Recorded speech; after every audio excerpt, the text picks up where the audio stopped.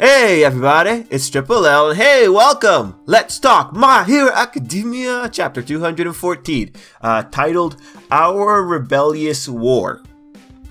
I'm not really sure about that title. Manga Stream has the title like Our Battle Royale, so I guess you kind of get the sense, it's just a giant fight.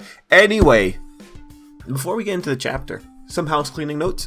First off, I have to apologize to all you. I promised you that I would at least answer comments for the last video, but I left it for a day, and for some reason the video got a lot of attention, and then it had too many comments on it. The comment chains are some of the longest ones that I have seen in the Hero Academia discussion videos. We got a lot of people from outside. So just very quickly for the people from outside, like, hey, welcome if you're just popping through the channel. But anyway, because of the comment chains in the last one, because I couldn't answer them, there were a lot of topics that were popping up in the comment chains that will just get addressed in a proper discussion video, because there's some pretty interesting logic going in there, both good logic and both, kind of, you're missing a few little points here in the logic. They revolve around topics like, is Izuku overpowered now? Would the quirks that Izuku's gonna get, are they overpowered? Some stuff about, just this is the shonen effect happening. So there were a lot of really cool things, so we'll go into proper discussions and talk about, well, hey, here's what's happening. So keep an eye on those videos. I wanted to have them produced, but my daily life is keeping me a little bit busy. Anyway, that was a very long beginning comment or beginning house notes. I think we got everything, so let's just get into the chapter. So right off the bat, I need to tell you guys, this chapter on a technical level is a really full chapter, because in this one chapter we are dealing with a Aizawa Shinso storyline. We are dealing with the Izuku Shinso storyline. We had the Monoma Shinso, not Monoma, but Shinso, but the Monoma Izuku storyline kind of thrown in there, and then we have the general battle storyline. So you have these four storylines happening at different points in the chapter, and I say storylines, but it's pretty much the interaction between the characters and who are the principal focus of these moments. So there's quite a bit to go through in the chapter, and because of that, I don't really have it in my head. So we'll just be going through the chapter page by page. We'll be talking about what's going on here and how effective it is, how good it is. Overall, I think this is really good. Because we are a weekly manga, I think it's better when we have a bunch of storylines that we're juggling. The only problem is, usually if the author can keep up with that storyline. But for this one, since it's centered around a battle, where battles are usually pretty easy to just show off, adding in those extra monologues, I think is usually a lot easier, because the monologues are tied in with wherever Izuku's moving or wherever one of his allies are moving. So on a technical level, I thought this was a really good full chapter, and it's really good when we have a lot to read and it doesn't just take like 2 minutes to read through. Now, before talking about the content in general, let's just praise the color spread. The color spread was amazing. Like, I love the coloring for Hero Academia. Something about it makes it look like it's really high level coloring. Now, you compare this coloring to like One Piece's coloring.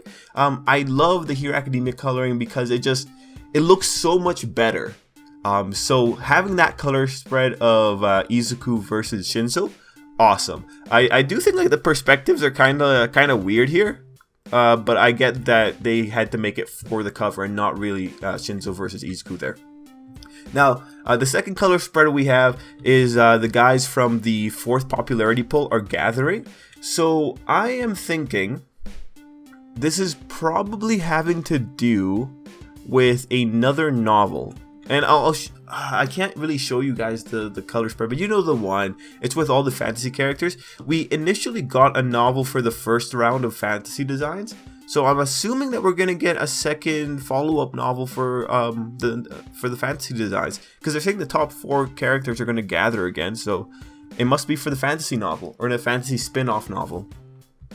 Anyway, we're into the chapter proper now. Here we go. And we are using the J Maney's box translation. So we're going to look at the first 2 pages. The first 2 pages are setup pages for Aizawa and the teachers. They're watching and they're justifying, hey, this is why we're going to let this go on, because the kids seem to really want to do it. And it seems that Izuku has gotten things under control. Now, the biggest distinction in this page, aside from them realizing that the kids are still trying their best and, just making it feel good in general as you're reading it, is that they are referring to whatever happened to Izuku as that thing. Now, this is interesting in that this could be a nice little setup for people questioning, hey, Izuku, what the heck is that? Because let's face it, you know, by the time we get to the ending page, Izuku's doing something he's never done before, and everyone's gonna look at that and be like, how the heck does super strength translate over into those tendrils? So I think Izuku's gonna have a lot of explaining to do. I think Bakugo could probably figure it out if he's been given the details. I think he's probably one of those people that would think, okay, he has a quirk that's being passed on. This quirk, what happens to that quirk if it was passed on to someone who had a quirk already? Would that, you know, I think he could figure out that line of thought, given that he is generally a very smart guy. Will he actually figure it out? That's kind of one of those things that you could look forward to. If he does figure it out, it's like, yeah, all the Bakugo fans could be like, this guy's a genius. And, you know, just be happy about that. But overall, those first 2 pages just frame why we're doing what we're doing in the chapter, and also frame Aizawa's kind of soft spot for the kids, and also it sets up the later bit with Aizawa and Shinso's flashback. So for those 2 pages, really well done for this chapter, because it establishes at least 2 things that get answered later in the chapter. Now the next 2 pages are Izuku, you know, kind of assessing the situation and giving Uraraka the rundown. Now, what's great about these 2 pages, in the similar vein to the first 2 pages, they are also set up. I think the best panel here is Izuku looking up while Ochako is asking if he's going to fight quirkless. And I have more comments about that. I thought that was great. That got me kind of excited, but I just thought to myself, I don't think Izuku is set up to fight quirkless. And we'll talk about that because Ochako is really the example here, and the one that has a bit of an edge over Izuku in this regard. But this part is just a nice little setup, a nice little transition. We know what's going on, and it's pretty much Izuku just acknowledging that this is a pretty dire situation. He's being calm and collected, and that calm and collected runs all the way through for the final page of the chapter. The next 4 pages are proper battle pages. So in these battle pages, you just get to see what everyone else is doing, which was good. That's awesome. It's good to see what's going on, and good to see how the guys are dealing with, what's going on with Class 1B. A lot of really cool little quirk interactions, but obviously the star for those 4 pages is Mineta, because Mineta figures out how to block Twin Impact. But then we have the awesome monologue of Mineta talking about how he's calculated things, how he has the little balls that he can jump around on, and then his calculation of Twin Impact hitting into Mina.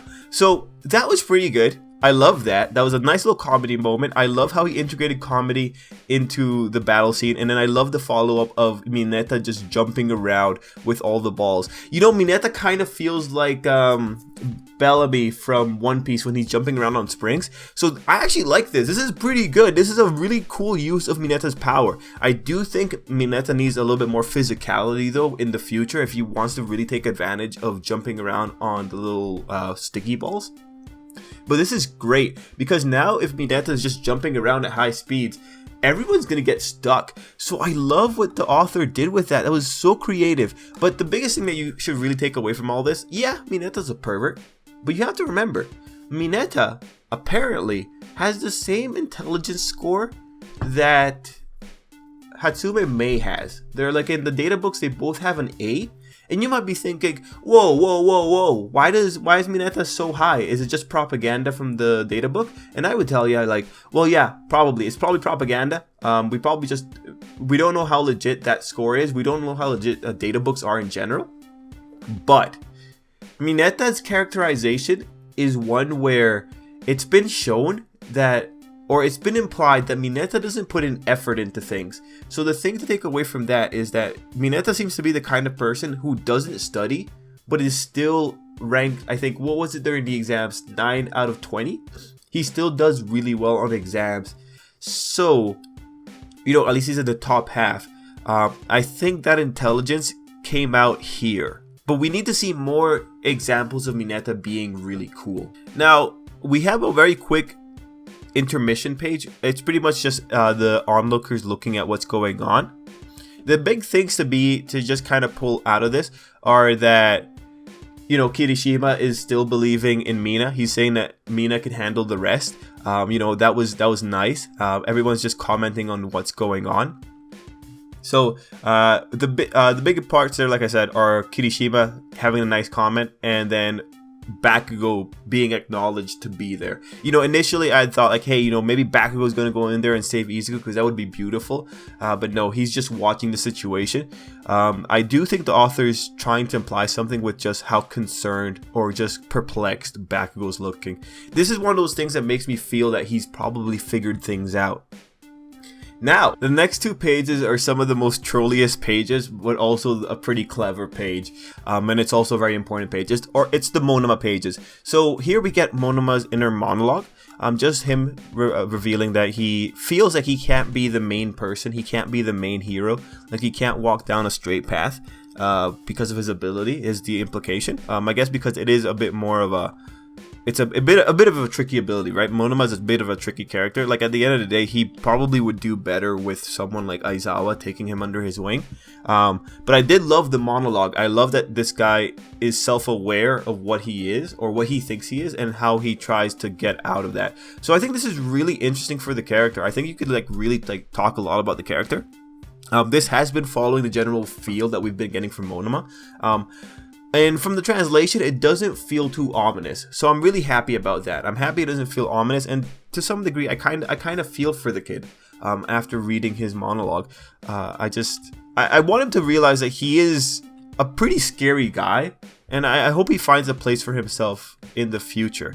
That said, throughout this, he comes up with the trick to say that he has Izuku's quirk. Now, what I loved here is because I thought, oh man, are we finally going to get an answer what happens if he touches Izuku? But then you have Izuku freaking out, which is appropriate. This is the kind of interaction I wanted to see. I wanted to see Izuku freak out about it.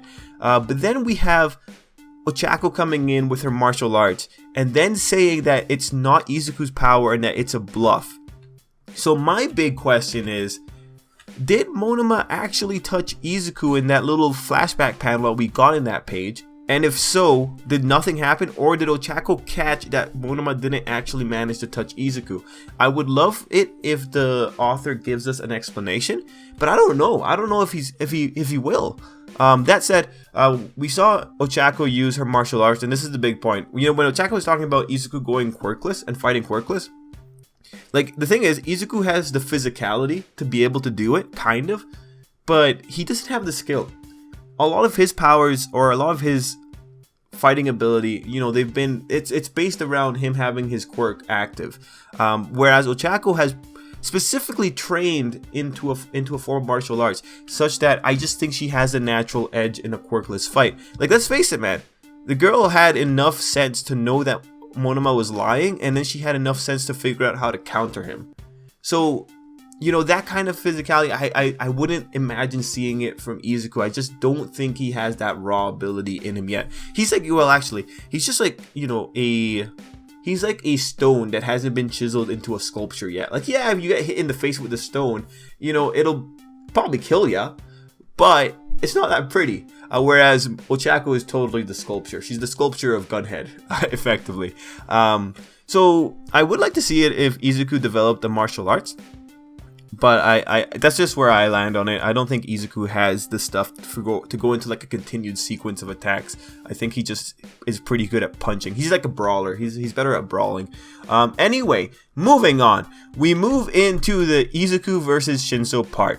And this part just serves as a little bit of a hype up, a little bit of a setup, because Izuku and Shinso have a little bit of history with each other. And that segues over into the Shinso and Aizawa bit. And the Shinso and Aizawa bit, I think, before the final page, was definitely what made the chapter for me. And I love the little things that are going on in this, like how Aizawa thinks Shinso is worth time, how Aizawa is really taking care of him, how Shinso is pretty much learning how to use the tape that took Aizawa 5 years to learn. I like that it took Aizawa 5 years to learn how to use that tape, because, like, let's face it, man, sometimes the way Aizawa moves that thing, it looks kind of supernatural. But I really loved all of that little segment. I like that Shinso knows that there's someone who values him. And so that comes back into Izuku and Shinso just talking, and Shinso reaffirming that he's different from the person that Izuku beat up in the past. So, I do like all of this because it does show that there's some growth in Shinso's character, and that growth is coming from someone believing in him. Remember, like, Shinso's big thing with his character was that people thought that he would be a villain, but here you had a guy just taking the time out, probably in the mornings, to go and teach him some stuff so that he could be proper. And then the bigger thing is that, you know, Aizawa is also seeing Shinso as someone like him. So I think that feeling of inclusivity, or just that feeling of like accepting that, hey, there's other people who might have a similar perspective to you. I like that Aizawa is giving him that sense of comfort. Overall, I think this is one of those better relationships between teacher and student. I would love to see, well, no, we've seen it. Shinso has made a change, and him referring back to Aizawa, you know, it's just, we know why Shinso's fighting here. He wants to show Aizawa that he hasn't wasted any time, that he hasn't wasted Aizawa's time. Now, after that, we go into the emergency procedure for Izuku, and that was specifically his use of Black Whip. Now, let's face it, the way that Izuku uses Black Whip in that pose is awesome. And this is some pretty fast control of this quirk. I love it. It's so cool. I'm all for it, man. You know, this whole chapter, I was hoping that Izuku was gonna use Black Whip, and when he didn't use it, or when he said he was gonna fight Quirkless, or Ochako said he was gonna fight Quirkless, I got really sad because it's like, oh man, I wanted to see more of it. But then it came in at the end of the chapter, and I was really happy. I like what generally happened here. I like that Izuku made a connection to this guy seeming like All Might. And I like that he was able to calm himself down enough to be able to use it properly. What matters here is that Izuku was able to use Black Whip in a combat situation without it going out of control. That's so important here, right? Because now this gives us a general idea for how easy is it going to be for Izuku to use Black Whip at 20% without it going into 100% full power. This is a sign that Izuku's acquisition of the quirks, or mastery of the quirks, well, maybe not mastery, but, you know, just general use of the quirks is going to happen relatively quickly. We still need to see. Now, I still think him discovering the other quirks is going to take a while, but I'll make a separate video for that because we're already really long into that, and we need to talk about what exactly we're going into with this new era of Izuku's 6 quirks. So, guys, overall, it's a solid chapter. There's a lot of interactions going on, and I think there wasn't really much wasted pages. Actually, I don't think there were any wasted pages at all. Every page has some valuable information within it. Very nice chapter. So guys, this ended up being more of a play-by-play, but let me know what you thought down below. I will try to get to the comments before the video explodes. I hope the video doesn't explode too quickly, because that was just too many comments on that last one. But keep an eye out. The next videos that I make in terms of like the post 213 series, like, you know, just talking about the comments that we got in that video, they'll be titled I don't know, chapter 213 discussions, and then they'll have the topic in there. So just keep an eye for that if you want to see them. I will try to get them done for the weekend, but I'm behind. I'm like 5 videos behind on some stuff, so we'll have to see how this goes. Anyway, guys, thanks for watching, and until next time, I hope you have an absolutely great day. Yeah, absolutely great day. I thought I forgot something, but yeah, we're good. Till next time.